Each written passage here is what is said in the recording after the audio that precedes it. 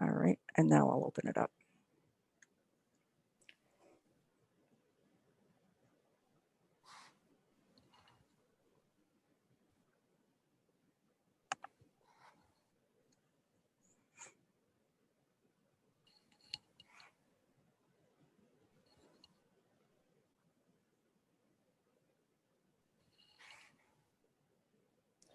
Just give a minute and let everyone sign in. I can see the numbers going up.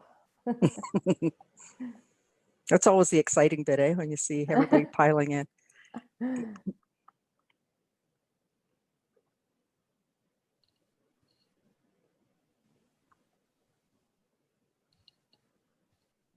For those who are joining us, we're just waiting for everybody to get into the room, and then we'll get started.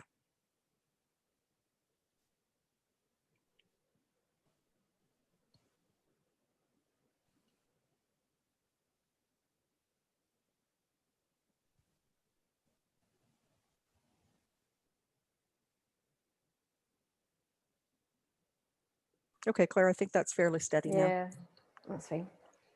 Hi, everyone. Thanks for attending tonight.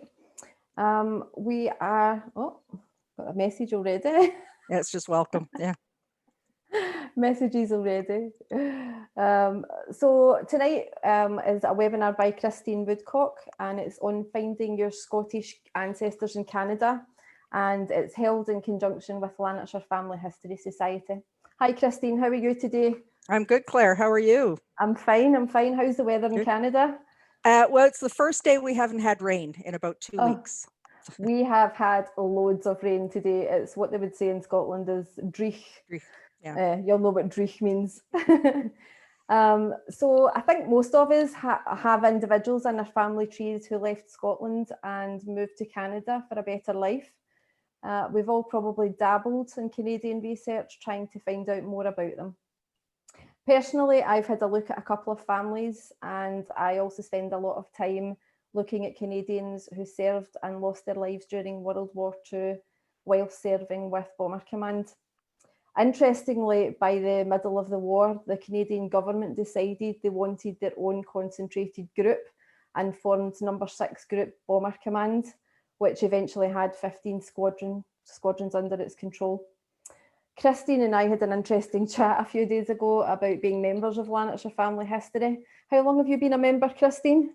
You know, I've been trying to, off and on, because I forget when the renewal, that's, but probably I would say close to 18 years. Yeah. So I mean, I joined 15 or 16 years ago. At the time, funnily enough, I didn't really have any family from Lanarkshire, but I thought, you know, it's a good way to learn a bit more, meet some like-minded people, use the facilities, go to talks, etc. But I think you've got loads of family, haven't you? All in of Lanarkshire? them. They're all from Lanarkshire. All of them. I've actually found some now, so I can justify being a member at Lanarkshire. Well, I have one odd branch that's from Tyree, but he eventually moved into Lanarkshire. So. Oh. Mine are spread out everywhere in Scotland. It's quite funny. So most businesses and societies have sadly struggled during this current pandemic. And sadly, the Doors Open event, which normally takes place in September of each year, had to be cancelled.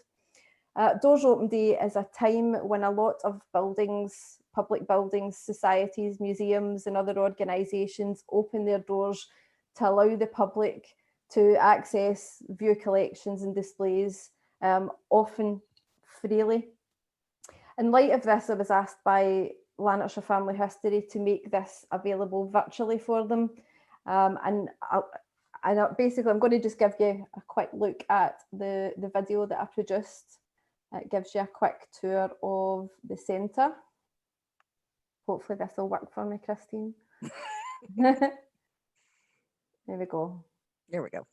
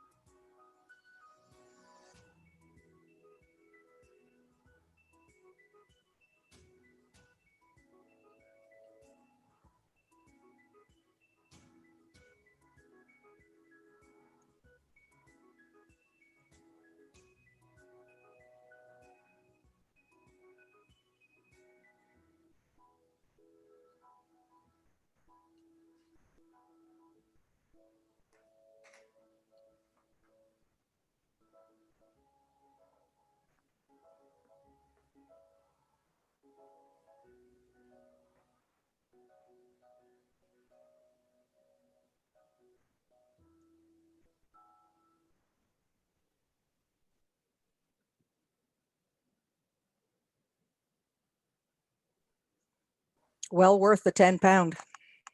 I know, I mean, it's the cost of a lunch. It really is. I know, It is. yeah, and you get so much for that money.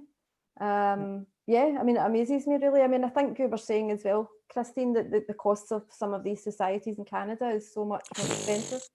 Yeah. I mean, it's almost ransom by comparison. You know, I must be quite lucky in Scotland. I don't know what that says about the Scottish people, but there you go. Yeah.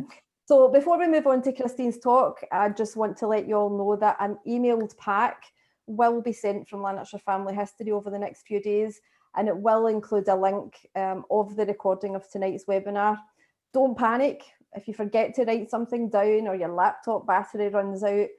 It's fine, you'll get the link and you can basically catch up on it. And there'll be plenty of time for questions at the end.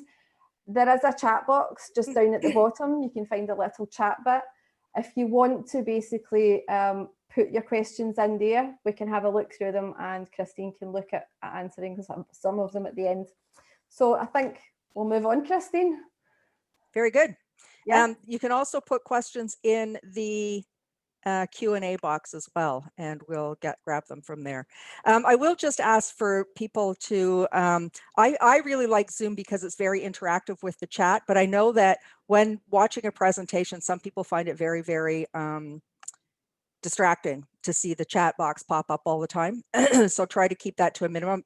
Absolutely use it for putting your questions in, but you know, to let people know what the weather's like where you are, we could probably wait till later.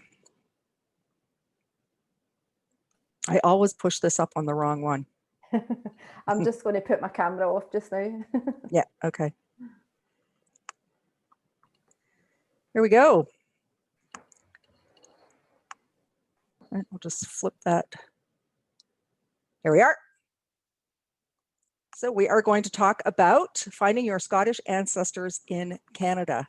I just want to, for those who are not familiar with Zoom or the technology, there's a floating toolbar. If you just move your mouse down towards the bottom of your screen, you will be able to see that, and you will just pop your questions in there.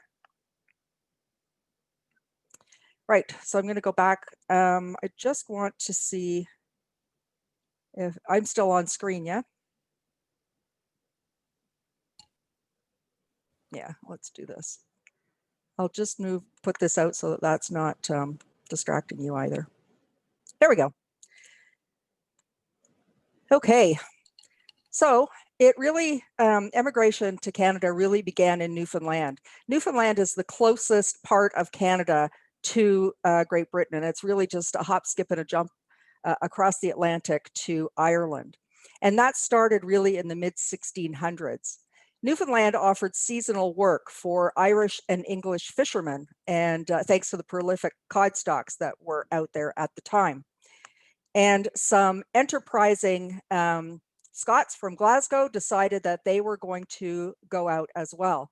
So in the 1700s, Scottish merchants took advantage of these fishing communities that were already established in St. John's and the Avalon Peninsula. They emigrated to Newfoundland and they set up shop. These men were primarily from Greenock and Glasgow.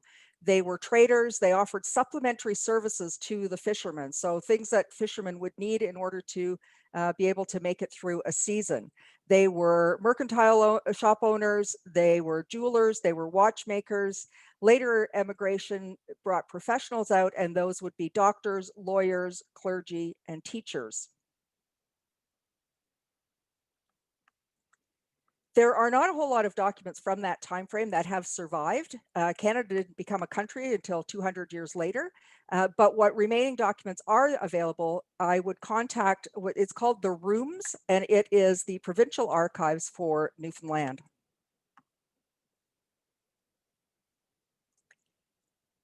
And then we had military who came over. During the French and Indian Wars, the 42nd Regiment of Foot was sent to North America. They were involved in the surrender of Montreal in 1760, and they were involved in the early battles for the American Revolution. The 84th Regiment of Foot was raised in Prince Edward Province in New York from Scottish soldiers who had served in the 7 Years' War and who had stayed in America. This then meant that the 84th Regiment of Foot was one of the oldest regiments with some of the most experienced officers in North America. The 84th Regiment of Foot was key to protecting Ontario, Quebec, and the Maritime provinces during the Revolutionary War. After the Revolutionary War, soldiers in the Scottish regiments who had remained loyal to the Crown were granted land in Canada. The land grants were strategically placed all along the St. Lawrence Seaway, which borders much of the United States, and it covers an area of about 290,000 acres. The reason that it was placed along the St. Lawrence Seaway was if the Americans decided to come up and overtake Canada, the Scottish soldiers were going to keep those at bay. Britain acquired the island of St. John from the French in 1763, and that was as a result of the Treaty of Paris. The Crown then parceled the land off into 67 lots of 20,000 acres each. The lots were granted to 17 friends and supporters of the Crown for their loyalty and dedication to the King. The new landowners were supposed to settle the island, bring out colonists, and pay quit rents to the government. However, most of them were notoriously absent landlords. So just some statistics for you. Between 1770 and 1815, some 15,000 Highland Scots came to Canada. Most of them settled on the East Coast in PEI and Nova Scotia, and a few came through to Upper Canada, which is now known as Ontario. The vast majority of them were Catholic, and they were almost exclusively Gaelic speaking. In fact, Gaelic was the third most common language in Canada at that time. The Board of Trade initiated surveys to allow the British to exploit the region's potential for commerce, in particular for fishing. The Board of Trade further recognized the need to mobilize settlers to clear, cultivate, and improve the lands adjacent to the waters in Prince Edward Island. The first of the land speculators, Sir James Montgomery, sent out about 60 settlers from Perthshire. The group arrived in May 1770. The next group came out from Dumfriesshire, and then later in September of 1770, Robert Stewart and his family arrived, and they brought with them 60 families, amounting to about 200 people who were from Argyll. The following fall, the group were joined by another 70 people who arrived under their own account. The largest settlement was organized by Captain John MacDonald of Glenaladale. He had become the 8th Laird of Glenaladale. He was dissatisfied with the situation in Scotland, and he mortgaged his lands in Scotland to his cousin, and then he purchased Lot 36 of St. John's Island from the Lord Advocate, St. James Montgomery. So St. John's Island is the name that was given to Prince Edward Island initially, and that was later changed to Prince Edward Island. In 1770, Colin MacDonald of Boisdale had begun to pressure his Catholic tenants on the island of South Uist to either convert to the Church of Scotland or vacate the property. So with support from the Roman Catholic Church, MacDonald gathered a group of 210 settlers, including 110 from the mainland, and they departed for St. John's Island in May of 1772.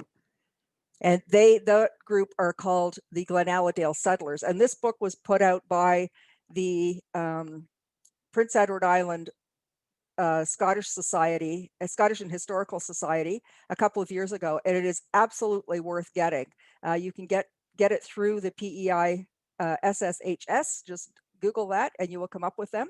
And it's really just a genealogical gold mine, because it really just lines the families up, and it gives lots of biographical information about the Glenaladale settlers.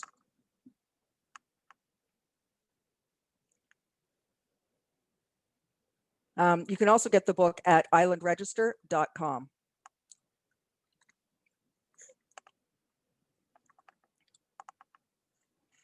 One of the people who purchased land was Tommy Douglas, the fifth Earl of Selkirk. Tommy was the 7th son of the 4th Earl of Selkirk, and he attended the University of Edinburgh, studying to become a lawyer. While he was there, he noticed that poor Scottish crofters were being displaced by their landlords. Seeing their plight, he investigated ways he could help to find new land in the British colonies. Upon the death of his surviving brother, and then his father, he became the Earl. With the unexpected inheritance, he used the money and his political connections to purchase land and settle poor Scottish farmers in Belfast, Prince Edward Island in 1803. They came on 3 ships. The first, the Polly, brought 400 passengers from Skye. The Dykes brought 200 passengers from Mull, as well as Lord Selkirk himself. And the Otten brought 40 to 50 passengers from Uist. A later ship, 3 years later, the Spencer, came with people from Colonsay and Oronsay. His first settlement was in Belfast, Prince Edward Island. Each family was given 200 acres of land at a subsidized cost. Each farm had access to the water. The Highlanders worked as a community to clear the land and build their homes and their barns. And, I often think about them coming over, and they would have come from the Highlands of Scotland, which is open, rocky. And then they arrive in the east coast of Canada, and it is forests. Most of them probably never swung an axe in their life. And so it's one thing to say, you're going to come and you're going to get land, but here you are, you have to clear that land first. The passenger reconstruction list for the ship Polly, as well as for the ship Dykes, can be found on islandregister.com. There is a handout, by the way, and that will be sent out by Claire following the presentation, and that will come with the packages for regarding membership for the Lanarkshire Family History Society.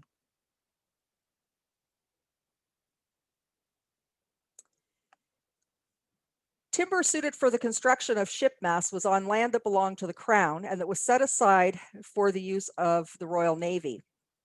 The land was off limits for settlement, but by the mid-1700s, the government changed their policy to allow large land grants to associations and individuals who would agree if they brought settlers in. Clyde merchants began hauling timber from Nova Scotia in the early 1790s. Their trade in oak and pine flourished during the Napoleonic Wars. In 1806, a stiff tariff was placed on Baltic timber, thus making the timber trade in Canada much more essential. With ships traveling relatively empty to Canada, the shippers began to advertise for passengers, and that resulted in two-way trade, right? They had passengers or settlers coming on their westward journey, drop them off, and then load up with timber and head back east to Scotland. Fur trader and explorer Simon Fraser oversaw the migration of 650 Catholic Highland Scots from the Clanranald estate to his land at Pictou, Nova Scotia. The settlers were in very poor state upon their arrival, and there was fear that they actually may move to South Carolina. The Lieutenant Governor of Nova Scotia, John Parr, personally took this group of people under his wing, and he paid for their provisions for the first year. Scots recruiting agent John Ross advertised for settlers in Scottish newspapers, offering land on easy terms and passage to America at £3, 5 shillings per adult. Most who accepted the offer came from Loch Broom in Ross and adjacent areas of Sutherland. The immigrants were looking to flee from the high rents and bad harvests and were not particularly poor. Ross offered a year's worth of supplies to them when they arrived, but those provisions never actually materialized. In total, about 189 people boarded the Hector from two different points in Scotland, 179 at Loch Broom and another 10 from Greenock. And there is a very good BBC documentary on the Hector. I think it's Neil Oliver that is the narrator for that, but it really is very good if you get the opportunity to watch it. So relevant records for people from the Hector are at shiphectordescendants.ca. They're also available at McCullough House. So their website is haggis.mcculloughcenter.ca. And then the passenger list for the Hector is again available at shiphector.ca.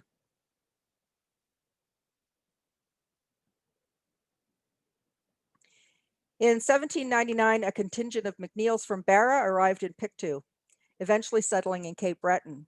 This began a rather large influx of emigrants from Barra. They're actually still affectionately known. McNeil is a huge name down in Cape Breton, as is MacDonald, and they're still affectionately known as the Barra McNeils down there. And there's actually a singing group called the Barra McNeils. So relevant records for people who settled in Nova Scotia is the Provincial Archives, archivesnovascotia.ca.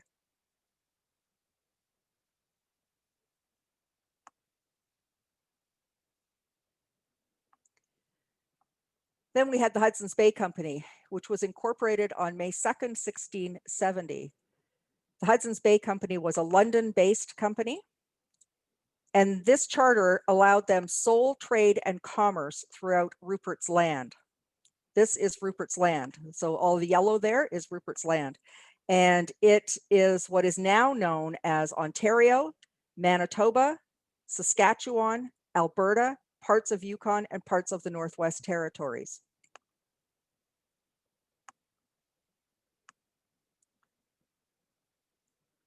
The HBC began recruiting in Orkney in 1702. They appointed local merchant David Geddes to be their recruiting agent in Stromness.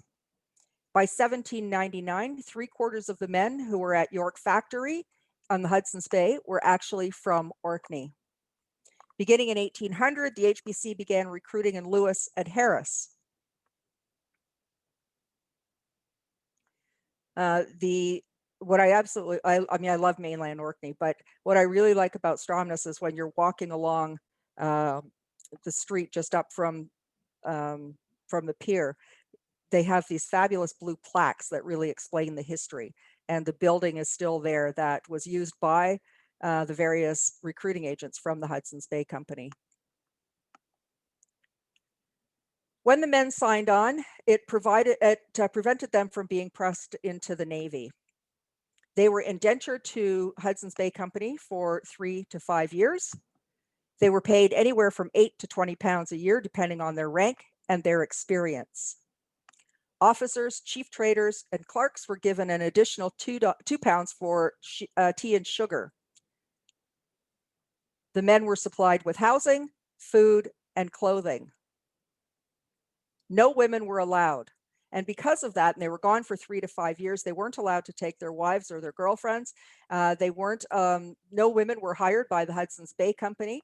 And so the men wound up being there for that length of time. They coupled with the Cree women. The children produced from those relationships gave rise to the Métis Nation in Canada. One employee, John Fubbister, signed a 3-year contract with the Hudson's Bay Company in Stromness in 1806, agreeing to work for £8 a year. He sailed aboard the Prince of Wales, and he worked at Moose Factory, Fort Albany, and Martin Falls. Martin Falls is now in what is known as North Dakota. He took unwell, and he begged to take shelter with fur trader Alexander Henry. Alexander Henry was with the rival company, the Northwest Company. So he obviously wasn't feeling well if he wanted to go and take rest with a rival. On December the 27th, John gave birth to a son, revealing that John was in fact Isabel and had been in disguise.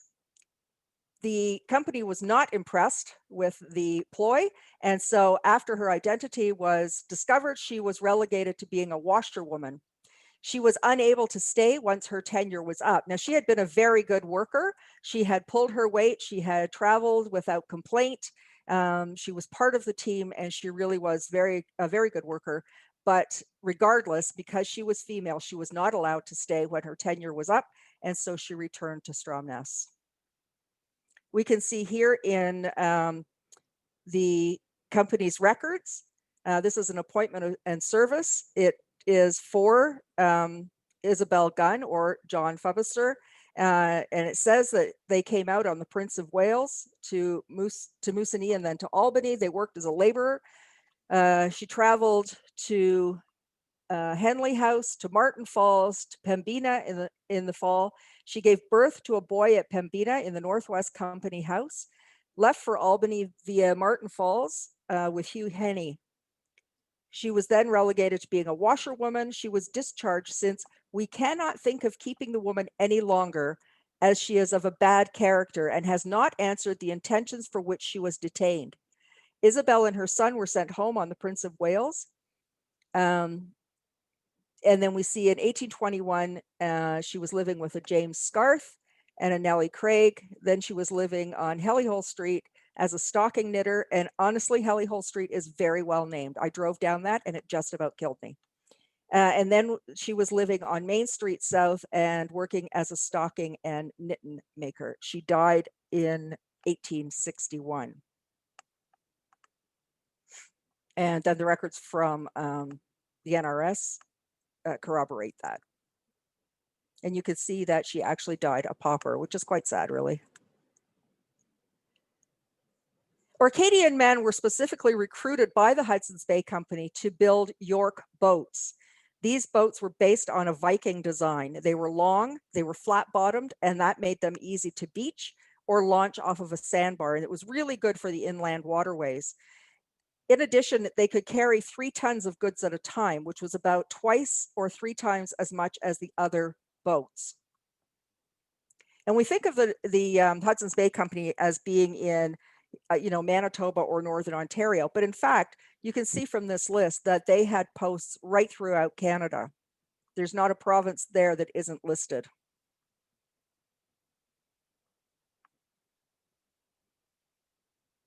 I had said before about the Northwest Company. This was the rival company to the Hudson's Bay Company. Remember that the Hudson's Bay Company's charter allowed them sole trade, right? So there really shouldn't have been any competition.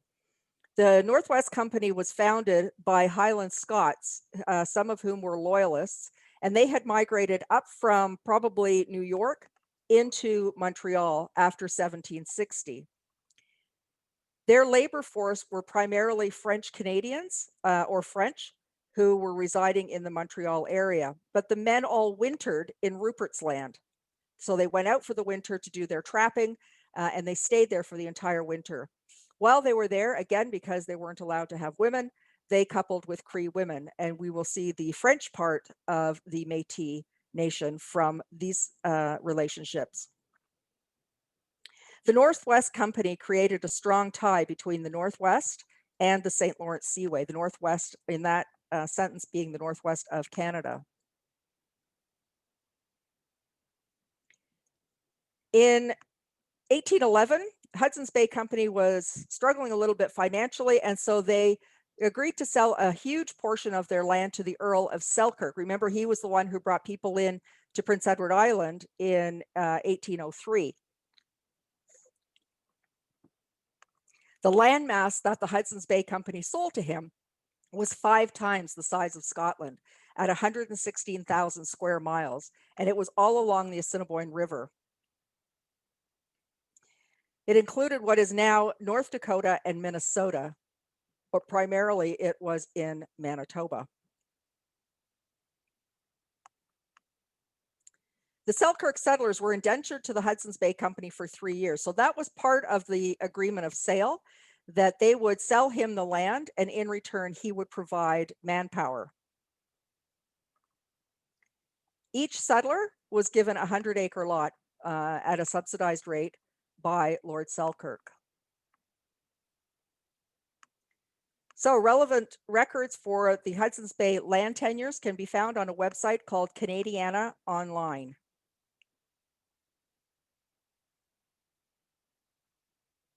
However, selling that settlement, the Red River settlement, created some big problems with the Northwest Company. Remember, they're the rival company. And the reason it caused problems was that the Red River settlement straddled the trading routes for the Northwest Company. As well, the forts for the Northwest Company were on land that had been sold to Selkirk. So now suddenly he's their landlord. And probably the most important part, he was clearing the land for settlement, but by doing so, he was disrupting animal habitats, and those habitats were vital to the fur trade. There was a bitter relationship between the Northwest Company and the Hudson's Bay Company, bitter relationship between Selkirk and the Northwest Company, and the Crown was asked to intervene. The Colonial Office really just wanted peace and harmony and said, you know what, just figure it out. The partnership for the Northwest Company leaders was due to expire in 1821. And so there was an act of parliament which granted exclusive trade to the Hudson's Bay Company and the partners of the Northwest Company. So what happened was the two companies formed a coalition to become one. They used the name, the charter, and the privileges of the Hudson's Bay Company, and that provided a foundation for the future. In addition, because the partners were able to be amalgamated into the new company, it brought skills and experience, and those men strengthened the company and broadened their scope going forward. Court proceedings. This is just an example of what is in there. With the amalgamation with the Northwest Company, the Hudson's Bay then extended their territory with outposts in the Pacific Northwest all along the Columbia watershed, because those posts had already belonged to the Northwest Company. That included the Puget Sound Agricultural Company, which was incorporated in 1839. It was the first example, really, of corporate farming. They had 2 farms. One provided beef and grain, the other provided lumber. And this really provided supplements to the workers that were working in the fur trade. The idea was that the Puget Sound Agricultural Company was meant to be arm's length from the Hudson's Bay Company, but it was only officers, the officers for the Puget Sound Agricultural Company were also HBC officers. The Puget Sound Company purchased all of their livestock from the HBC. Anybody who wanted to buy stock in the company, they had to be an officer or a director of the Hudson's Bay Company. So you can see that it really wasn't arm's length at all.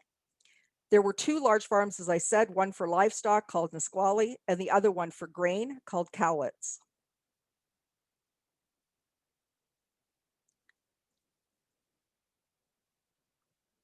So the PSAC had posts in Washington State, Alaska, Dakotas, California, and even in Hawaii.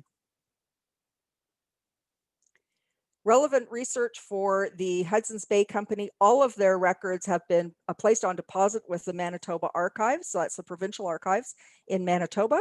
They have been digitized, and some of those are available online, but not all of them. This is an example of a worker contract, and you can see there's actually three people here. So one is was from Bercy, the other was from England, and the third from Stromness. It shows what they worked at, and then it shows how much they were paid.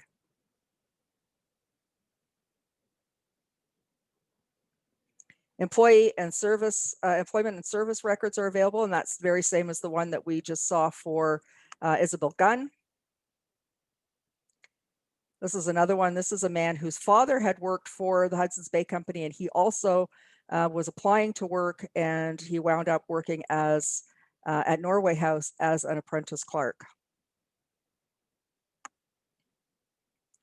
There are records of the officers available through the BC archives, and you can see it's quite extensive for each officer.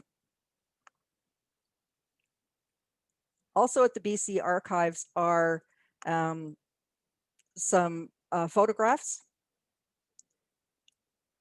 So you can see on here, it's really quite an extensive collection of photographs, and it will tell you what they are, and then you can click on the hyperlink to actually see the photograph.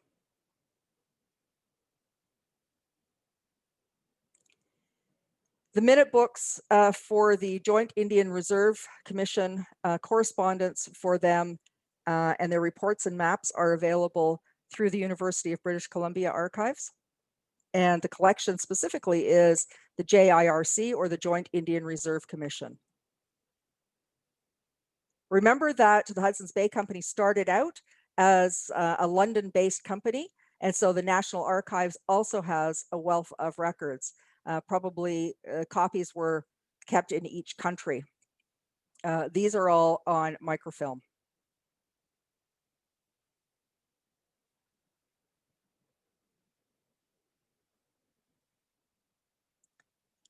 There is a website called Red River Ancestry, and it is a fabulous website for anybody who has an ancestor who lived in the Red River settlement. It has an ancestor index, it's alphabetical listing, and then hyperlinks on each person will provide more detailed information.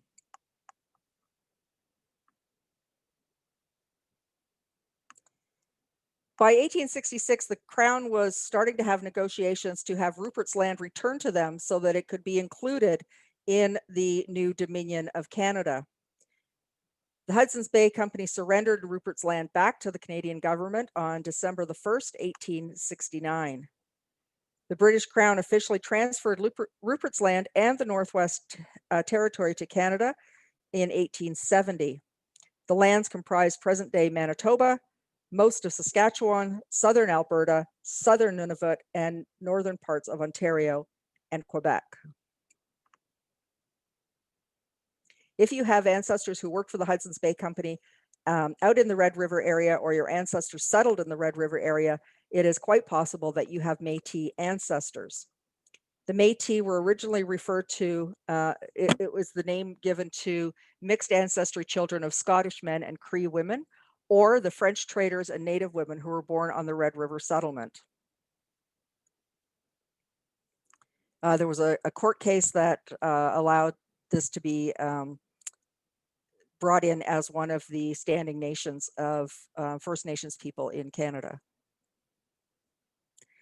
On the 1901 census, there is a column, I believe it's column 5, and that will help you to identify whether or not your ancestor is native. If it has an R in there, it means that they are, it's short for red, and that would refer to a native. And you can see that most of those are R, with the bottom 3 being W for white. Part of the settlement, part of having Rupert's Land returned to the Crown was it displaced a whole bunch of natives. So the Manitoba Act was brought about, and it basically meant that each Métis family was given a certificate saying they owned a piece of land. So it granted 1.4 million acres for the benefit of the families of the half-breed residents, those being the Métis. So the Métis were given what is called scrip. So it was a certificate that would allow them X number of acres of land, and that came in denominations of 20. So they might get 20 acres of land, they might get 60 acres of land, they might get 80 acres, 120 acres, 160 acres, just depending on, I guess, the size of their family or their status. The scrip were limited to the Lake Winnipeg and Mackenzie River basins because it had to do with settling the West. So if your ancestor was French Canadian, you will not find them through the Métis scrip because they were in the East, and this had to do with settling the West. Scrip was given to the Métis heads of the household living in Manitoba and parts of the former Northwest Territories. People living outside of the area were not awarded scrip system because it was a system concerned with the settlement of the West. They could also get money scrip. So if they chose not to have the land, then they could go ahead and have a dollar equivalent. So if they were granted 40 acres of land and they had a scrip for 40, then they could turn that in for $40. And it actually caused huge problems because the land that they were being given was not where the Métis were living. That land was already settled. So although they all lived, in Manitoba, north of Winnipeg, up to the Hudson's Bay, the land was probably in Saskatchewan, and they had no way of getting there. So many of them would in fact turn that in for money. When they turned it in, they had to swear an affidavit. And this is an example of the affidavit. It says, I, Suzanne Sayres of Bay St. Paul, make oath and say as follows. I am a half-breed head of the family consisting of my husband and children, and I claim to be entitled to receive a grant of 160 acres of land or receive scrip for $160. I was born on or about the year 1833 in the parish of St. Francis Xavier. Louis Fleury, a half-breed, was my father, and his wife Josephine, an Indian woman, was my mother.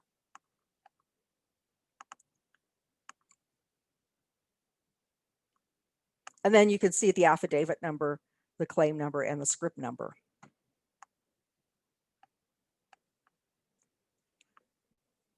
So if you are looking for resources for researching Western Métis ancestors, Amazon has a number of books by a woman by the name of Gail Moran.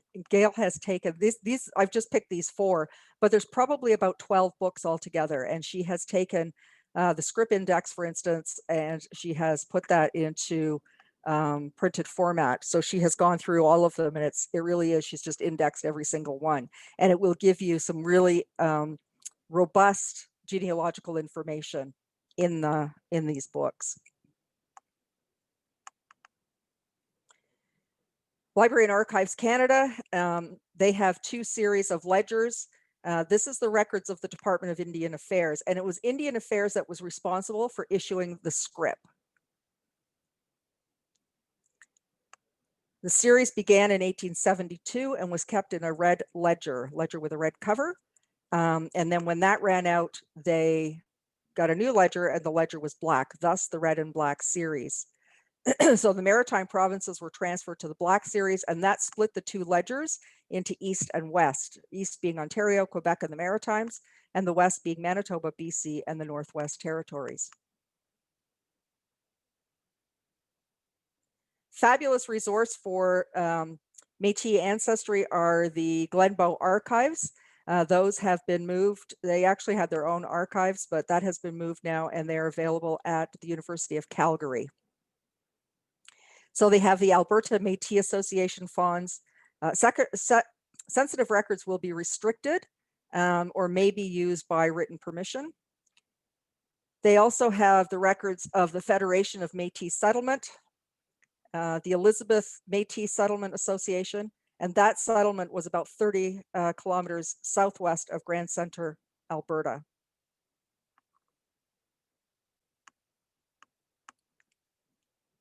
They also have Métis Genealogy Researchers Collection and Gail Moran's collection. So Gail Moran's collection, you can see here, consists of a database of 65,434 records of persons who were Métis ancestors. For each individual, dates and places of birth, baptism, marriage, death, and burial, and notes on sources are given. So on the left-hand side of the screen there is an example out of the books.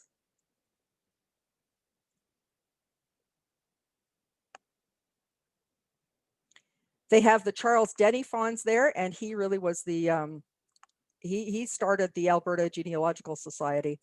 And there are 41.3 meters of textual records across 61 microfilm reels, approximately 3,800 photographs. He began doing research on his wife's family, who was descended from several of the Lord Selkirk settlers from the Red River. The project grew, and by 1855, he had compiled family history files on over 1,200 families with roots in the Red River, predominantly Métis and fur trading families. Again, those are available at GLENBOW archives. And this just gives you an example of what's there. So you would go in, and then if it has a little text on the one side, it looks like a document, that indicates that there's a scanned copy, and you can click on that and actually see it in digital format.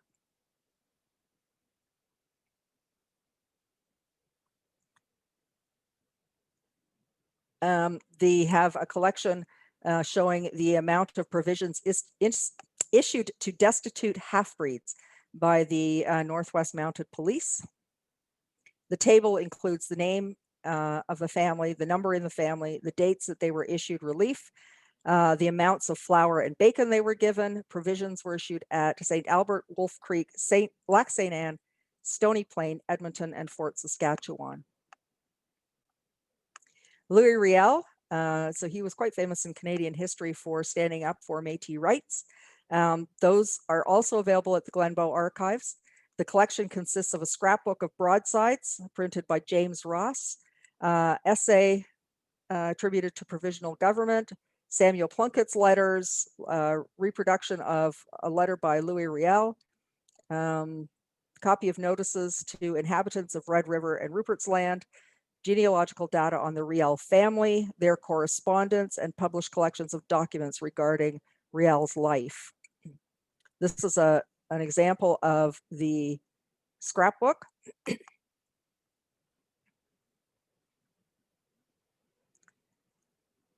And this is a copy of the letter, one of the letters that he wrote.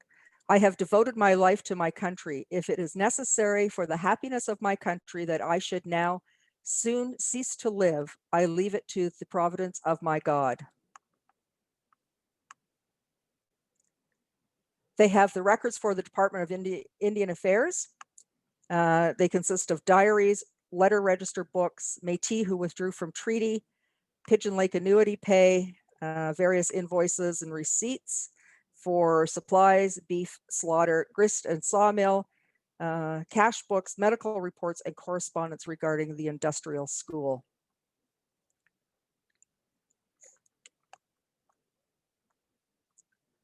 They have the records for the Pacific Railway, Canadian Pacific Railway, Western Division, and that consists of telegrams and telegraph services. Here's an example. Further reports from the north, rebels are gathering at the south branch of the Saskatchewan, sent down Royal Maid back to Prince Albert. It is feared an action mid-ocean when the police arrive there, which will be on Tuesday.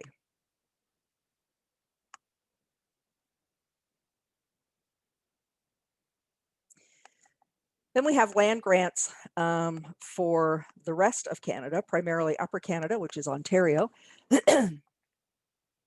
In the 19th century, military settling department in Quebec, under British orders, assisted new immigrants until it was disbanded in 1822. Assistance was given under the authority of Lieutenant Governor of Upper Canada. From 1828, the immigrant agent at Quebec acted on behalf of Upper Canada in that port. During the heavy immigration of 1831 and 1832, the needs of immigrants took up much of the attention of Crown land agents.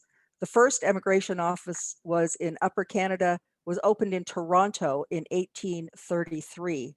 The immigrants were assisted by the Toronto Emigrant Society, and the records are available at the Archives of Ontario. Of course, after the Revolutionary War, settling Canada became all about keeping it as colonial as possible. They wanted to keep it as British as possible. So there are all sorts of settlement schemes offering land in Canada. Canada is, of course, huge landmass. It's the second largest in the world. The indexes for the Toronto Emigrant Society are available, fully searchable and available at the Archives of Ontario. And the online indexes give you the name, nationality, name of the ship, and the year of entry. The records themselves are available on microfilm in the archives. The first group that came out were from RIEL on Skye. They were granted 100 acres. Sons could petition for their own 100 acres once they reached the age of 21. And interestingly enough, the area they settled was Lanark County, Ontario. In 1815, the government assisted Scottish immigrants to come to Canada, provided them grants of land in Lanark County. The first load of immigrants came aboard the ship Dorothy. The men were given 100 acres. Upon attaining the age of 21, the sons could also petition. The land warrants for these immigrants in 1815 give really a listing. So this would be sort of a recreated passenger list because it lists everybody who came from RIEL aboard the Dorothy. The extracts give the exact place in Scotland where they came from and the ship that they sailed on. Applications, warrants, and certificates of registry are all available on microfilm at the Archives of Ontario.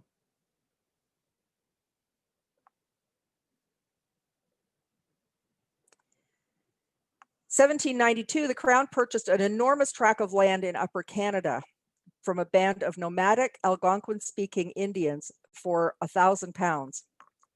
By 1826, 2.5 million acres of the land was sold to the Canada Company for a whopping £2.5 million. Really quite an incredible profit. The Canada Company was the brainchild of John Galt, who was a Scottish novelist.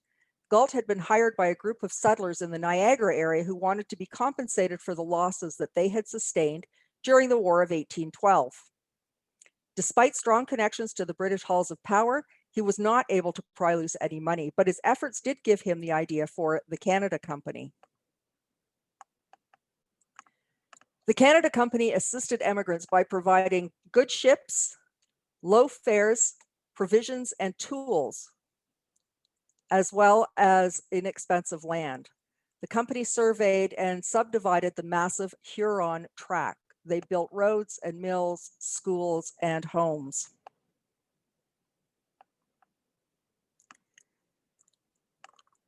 So you can see there it's 2.5 million acres of land. It's north of Lake Erie, south of Lake Huron, and encompasses lands east of Lake St. Clair. It covers what is now parts of Perth, Huron, Middlesex, and Wellington counties. In the early 1840s, 998 Highland Crofters left South Uist and Benbecula and emigrated to Middlesex County, settling on the Huron tract. The settlers were attracted by the prospect of owning land, an opportunity not afforded them in Scotland.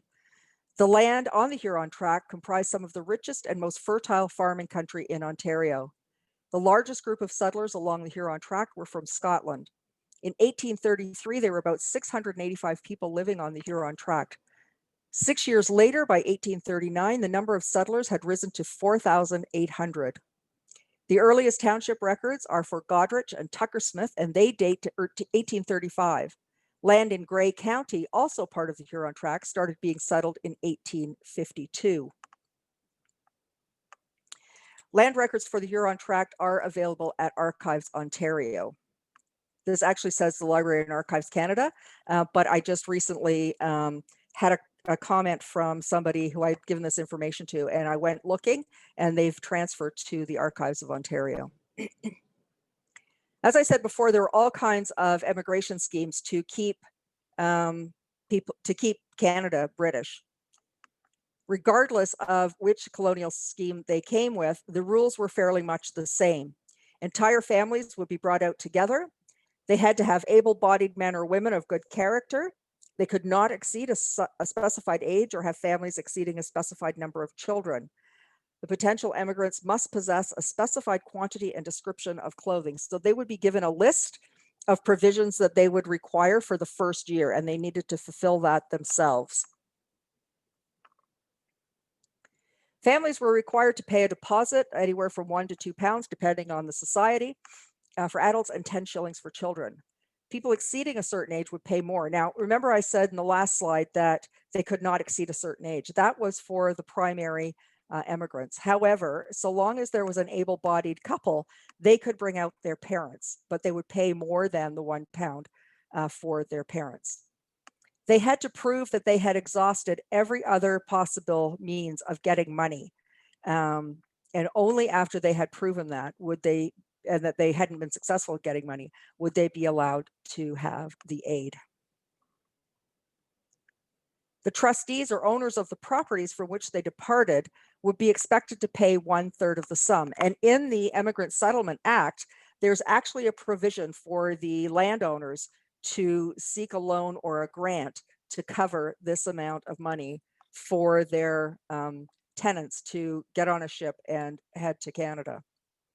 Any sum that was advanced to the immigrants had to be repaid to the society. So basically it wound up that they paid 1/3, the landowner paid 1/3, and the society, the Immigration Society, loaned them the last third.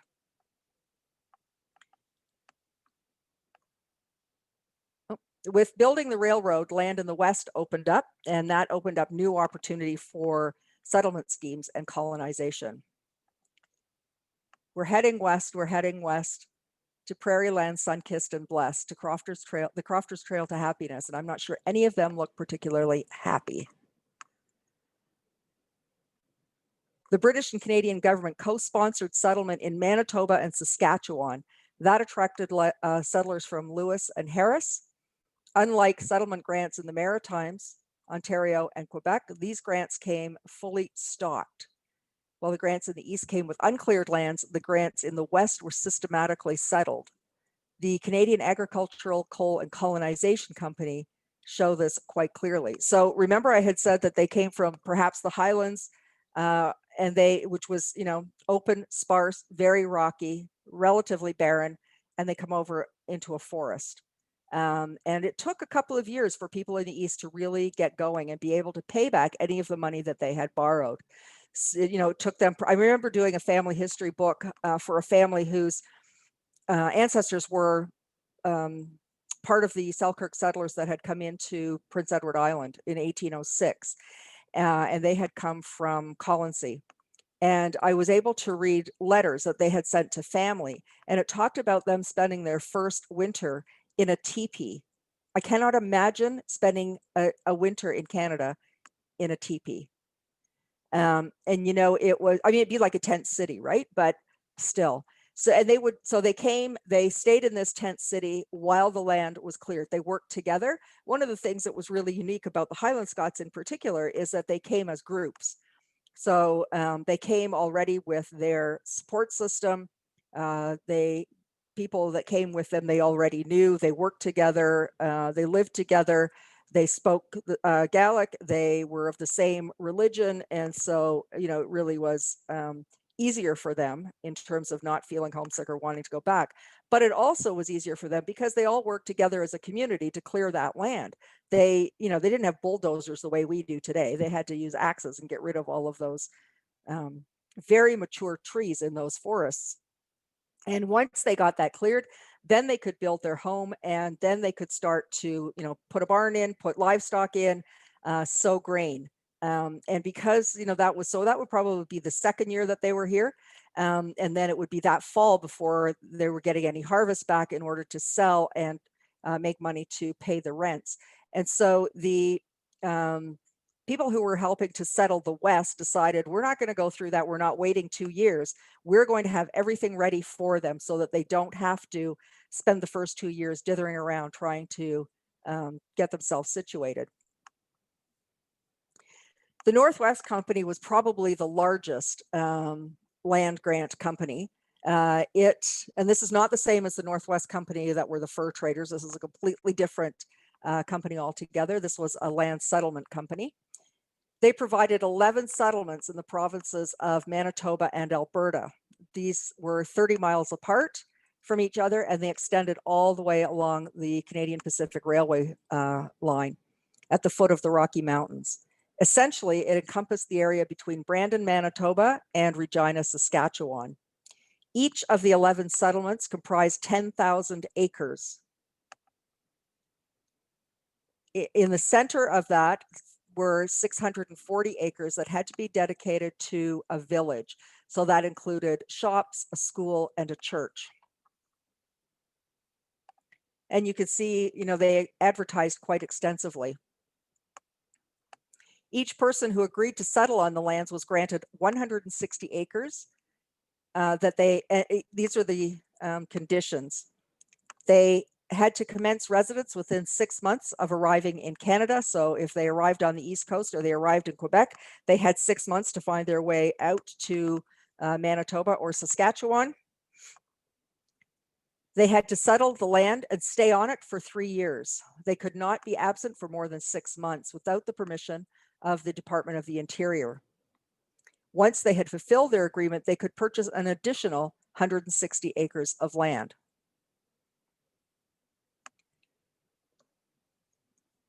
So each settlement had to dedicate 640 acres to develop the village. Each farm was fully equipped and revenue bearing.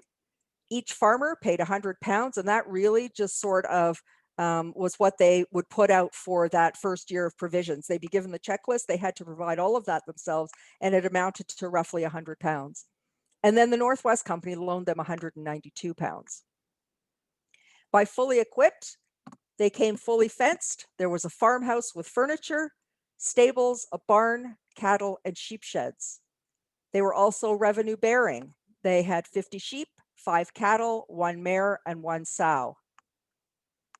The philosophy for success was to prevent any one family from feeling isolated. Families and neighbors could emigrate together. They would be surrounded by their kith and kin, and that enabled them to carry on their customs, their traditions, their culture, and their language. Records for the Northwest Land Company are on deposit with the GLENBOW archives at the University of Calgary.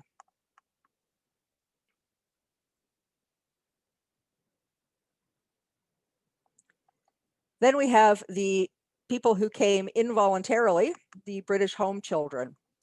100,000 children between the ages of 8 and 15 were sent to Canada to work on farms between 1869 and the Great Depression. The idea behind the scheme was to alleviate the number of poor and destitute children who were living in workhouses where they were separated from their families.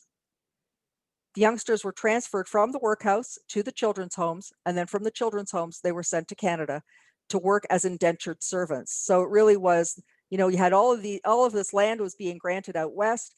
The farmers were in need of labor, and so these children were in need of somewhere to settle, and they were sent out to be the servants. The girls worked as domestic servants, and the boys worked as farm laborers. Very young children were often adopted out to families in Canada. Children as young as 6 might be sent to work on the farms. 7,000 of the 100,000 were from Scotland. The idea of sending the children to Canada was pioneered by two Scottish sisters, Louisa Burt and Annie Macpherson.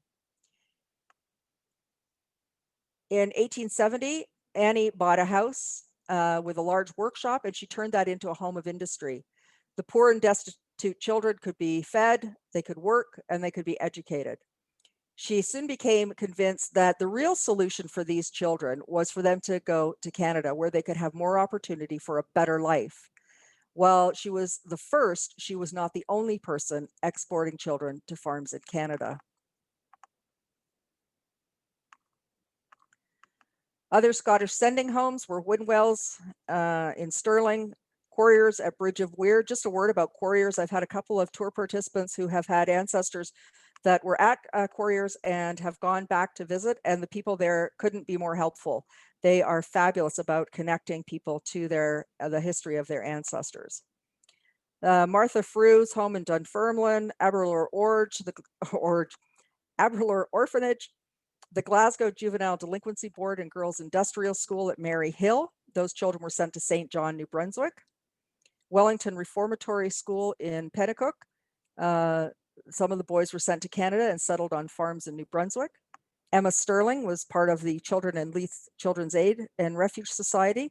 Those kids went to Hillfoot Farm in Aylesford, Nova Scotia, and then had the Craigylin Boys Farm near Paisley in Scotland. So if your ancestor came as a British home child, there are extensive records available, and those are all available on Library and Archives Canada. You will get the list, their ship list, you will get inspectors' reports, and then you will also get them, you could track them through the census records. British Isles Family History Society of Greater Ottawa has an index on their website, and it basically is the same as what you'll get at Library and Archives Canada, but at Library and Archives Canada, you also get the documents. And then the Genealogical Association of Nova Scotia has a PDF, which is the files for those kids who went to Hillfoot Farm in Aylesford. And with that, I'm done. So I'm happy to take questions. Just a couple of things while you're putting your questions in the chat box. I am going to be giving a presentation for the Glasgow and West of Scotland Family History Society on January the 11th at 7:30. And it will be an in-depth look at some of the websites that we've talked about in this talk. That includes Library and Archives Canada. It includes the GLENBOW archives. It includes Canadiana Online, and also the Heritage, which has documents on there as well. So again, that's free, and you can watch for more information about that. I also have a conference that I do regularly. I was doing them every year. I had enough interest this year that I've actually split it out into 3. The first of those will be on November 28th. And we have Gilbride McMillan is going to be giving us a Gaelic lesson. Professor Marjorie Harper is talking about voices from the Scottish diaspora, and I listened to that presentation. It was incredible. Lorna Steele is with the Highland Archive Services, and she is going to be talking about the documents that they have. Sandy Thompson will talk about the emigrants who left Cromarty. Alison Diamond is the archivist for the Duke of Argyll, and we'll be talking about the Argyll Papers. Paul Nixon works for Find My Past, and he is the British Army specialist, and he will be talking about Scottish regiments. And then we're going to have a virtual tour of Edinburgh and the Jacobite history in Edinburgh. So that is at genealogyvic.com. There is a fee for that because I pay my speakers. So again, we can go back to any questions. Do you want to come back on, Claire? Hi. Yeah. That was fascinating, Christine. What was that? Yeah.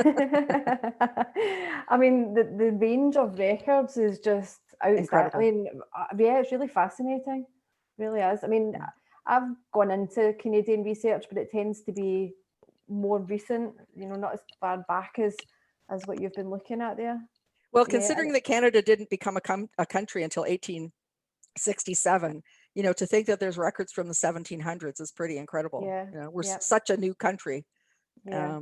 So, yeah. And I mean, it's funny what you say as well, because I mean, I think we all, when we start your family tree, you have this romanticized idea of, you know, the family leaving Scotland for a better life. but then the thought of getting all that way and then having to basically clear all the land. I can't, I'd have swum back. I know. Yeah, I mean, it's yeah, it would be exhausting. I think it would be a bit of a shock. Can't imagine. Can't imagine. Yeah, but no, it's fascinating. Thank you so much. You're welcome. So I think there's quite a few questions Right. in the box. Let's have a look. So Susan is asking, through DNA, I have identified a Scottish couple as my paternal great-great-grandparents. They actually came to Toronto by way of several generations, probably in Northern Ireland. They arrived in 1836. Any suggestions for researching in Ireland? In addition, they had 8 sons, one of whom was probably my grandfather's biological dad. I have all the relevant BMD for that family, no record of my grandfather's birth. Where can I get online info on the 8 sons? So where were they born? Were they born in Ireland or here?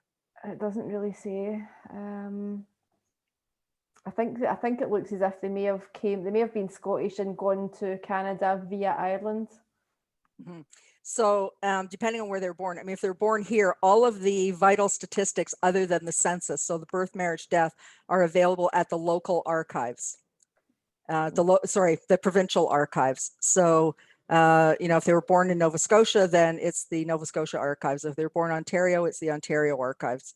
If they're born in BC, it's the British Columbia archives. That's where you'll get all that stuff. Okay, there you go. Helen's asking, can you tell us something about the Lanark societies? They seem to be a co-op money saving group for immigration. They operated in the Dumfries area and they settled in Lanark County from about 1820. Yeah, so there's actually a very fabulous book that I'm going to bring. It's in my suitcase waiting to come to the Lanarkshire Family History Society. It's called the Lanark Society Settlers. It's available from Global Genealogy, and I will get that link to you, Claire. Yeah, that's fine. But again, it's lots of really good genealogical information. They've got it all lined up. So, okay. Yeah. Okay, that's fine. Lorraine is asking, is email the best way to reach you? Do you have a website? We will send Christine's website out with the pack that will come along with today's talk. Yeah, the easiest way though is just to email me, and I'll send my email address as well. Okay, there you go. Someone's asking, is how much is your conference on the 28th? So let me figure this out because it's, I'll tell you exactly. It's 79 Canadian dollars. So that works out to be 45 pounds. That's not bad. No. And so all of it is pre-recorded. So we'll put them up and then the presenters will be live to answer questions. And then there's access to the recordings for 6 weeks. All right, that's quite good. So you can go back and visit them. Yeah, take your time. Yeah. Especially well, you know what, I think too, because there's lots of time, like there's 6 time zones in Canada. Yeah. So, it's one thing for me in Ontario to be up at 8 o'clock, but that means somebody out west has to be up at 5. So, I've just said, just watch during waking hours and go back and watch the other stuff later. Yeah. So Helen has said that, thanks very much for the information. She's saying about Huron Track, I have ancestors who left working land in Ayrshire, previously Dumfries, and immigrated to Tuckersmith about 1820. You mentioned the records from 1835. Any suggestions if I could find records that early? No, but I would, so for Tuckersmith, I think is that Huron County? I would check with the Huron County branch of the Ontario Genealogical Society. Claire, I can send you that information as well. Okay. Yeah. It's £10 to join the Lanarkshire Family History Society. Here you have to spend $61 to join the main branch, and then the provincial branch, and then the individual branches. It drives me insane. But I would reach out to them, contact them, and whatever information they have. They may charge you some nominal fee, but it certainly is worth it. Yeah, I think I got a family history society in Canada to do a few lookups for me. and it Yeah. worked out maybe about, you know, $20 or $30 or something like that. So you Yeah. might find just to get them to do a few lookups might be cheaper than Yeah. joining. Yeah. Yeah. So Patricia says, I have Scottish ancestors that settled in Zora and Yeah. Ontario in late 1829, 1830s with the last name of Sutherland. Should I assume they came from Sutherland in Scotland? I wouldn't guarantee that. It's possible, but I wouldn't guarantee it. I would say look up the Sutherland surname. A good book to look up for that would be Black's, Robert, what's his name? Black's Surnames of Scotland book. And it gives you a good idea of, you know, where the earliest mention of a surname is in Scotland and what area of Scotland it came in. Barry is asking, will the website information given in the presentation be sent to us by emails? Yes, it will, Barry. Whatever email address you registered for the talk, you will receive a pack which has all the information. Kathy is asking, she's Irish ancestors, mid-1830s, crossed from New Brunswick across CA to Washington Territory. They may very well have used some of these resources, so found this presentation very interesting. Any further insights? No, but that's actually not uncommon, because after the Revolutionary War, Britain stopped most travel to America. So a lot of, and we didn't have a hard and fast border. I think it was 1872.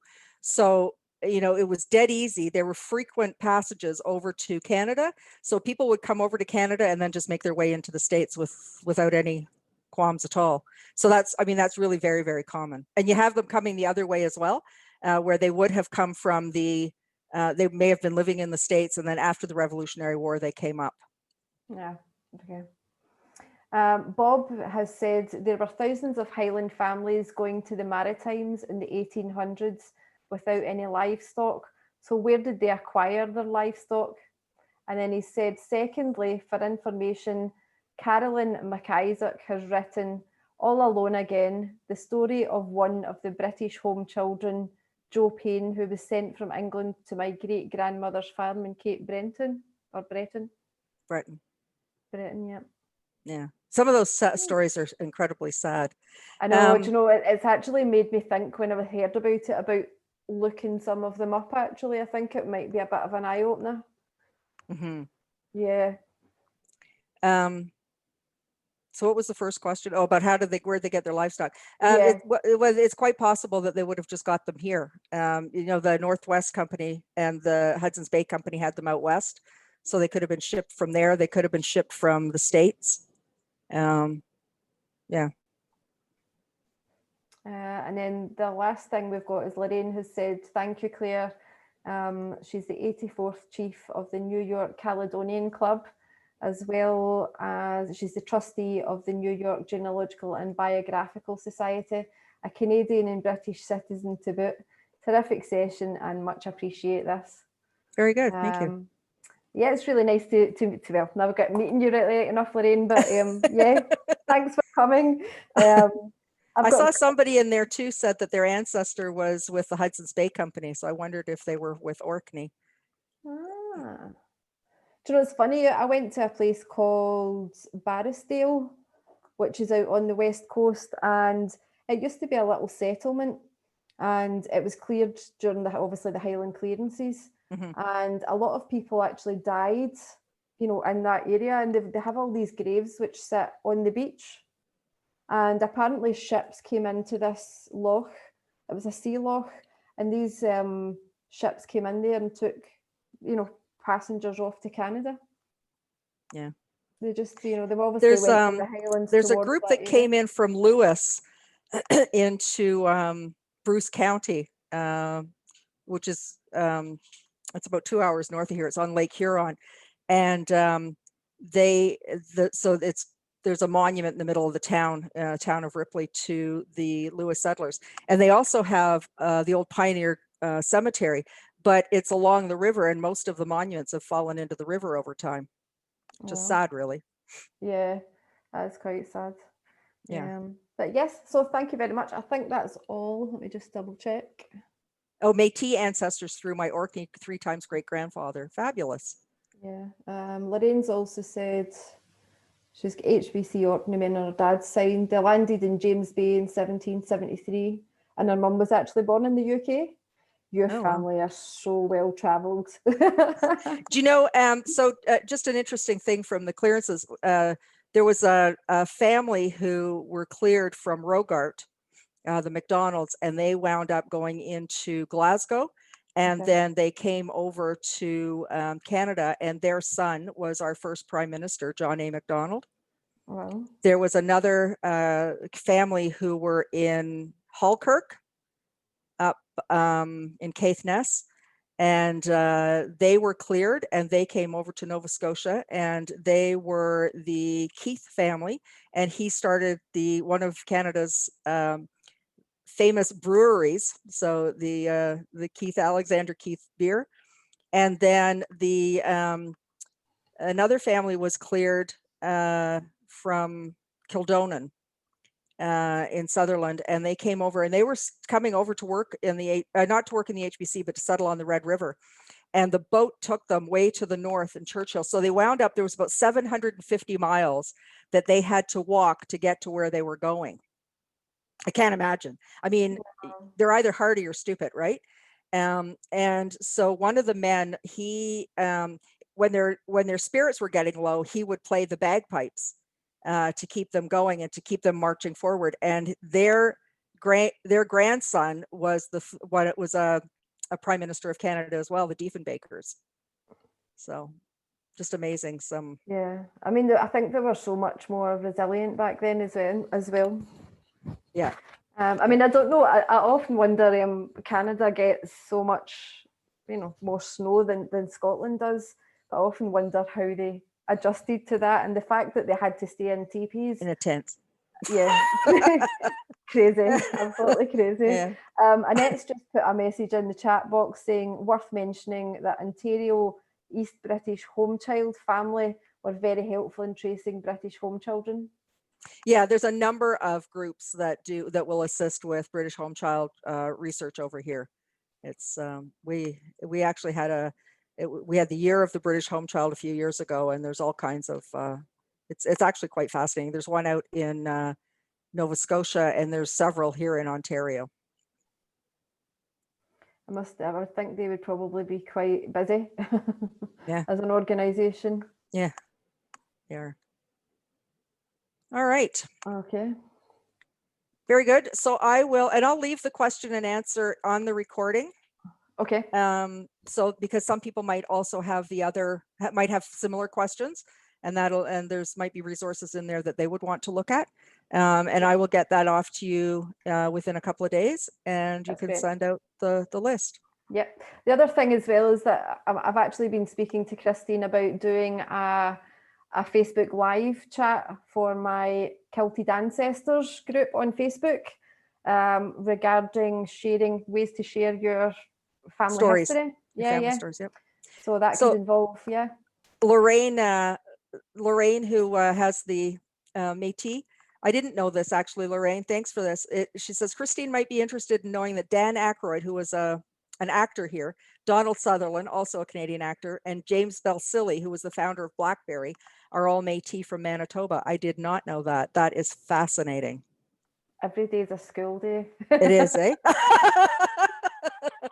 The day's not been a total loss. I learned something today. I know. You should add that in at the end of that presentation now, Christine. I'll have to go and rework it now. Yeah. Thank you so much, Christine. Right.